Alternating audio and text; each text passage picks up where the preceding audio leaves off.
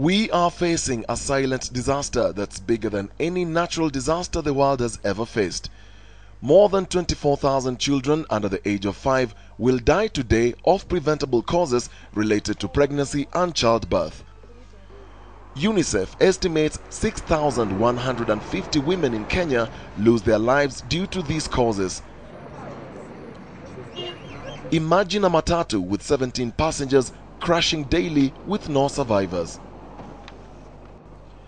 Women in Turkana have very limited access to reproductive health services, including prenatal and emergency care. These, along with a chronic shortage of trained health workers and limited education for girls, contributes to the likelihood of women experiencing complications during pregnancy.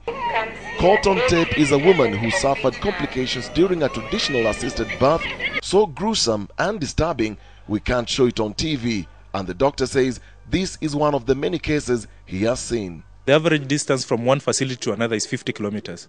So for a mother to access this health facility, she has to trek, and if she's pregnant, you can imagine the difficulty for a pregnant mother to walk 50 kilometers in order to access a skilled person for delivery. Most mothers give birth at home with the help of a relative or even a traditional birth attendant. Chances of survival for these mothers or even this child are very, very low. Looking at the innocence of these children, you can clearly see the hunger for healthcare and education. In Turkana, dignity and pride, they are at stake here. That a 17-year-old and 18-year-old who will hold the twigs and squat and bring birth at home is considered as a tough, is considered as she earns respect from the community, and she's considered as strong. As child mortality rises in this part of the world, serious questions on how the government has dealt with phasing out traditional birth attendants comes into mind.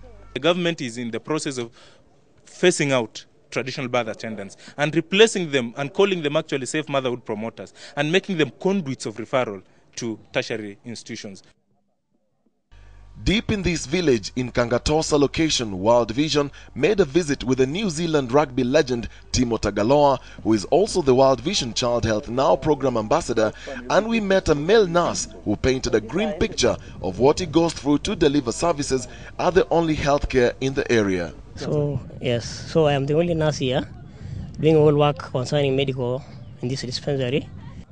I serve 8,836 as population of this place as the only nurse managing, and also per day maybe it varies. Sometimes I get 30 patients a day. The government still, still more work to be done, and the government needs to be made aware of all this is to help prevent from the children from dying and let them live a fulfilled life. There are glaring disparities between accessing information and healthcare, what it means to the people of Turkana as opposed to the rest of the country. The question is, what's the national budget on healthcare for places like this? Dennis Okari, KTN, Lodwar, Turkana.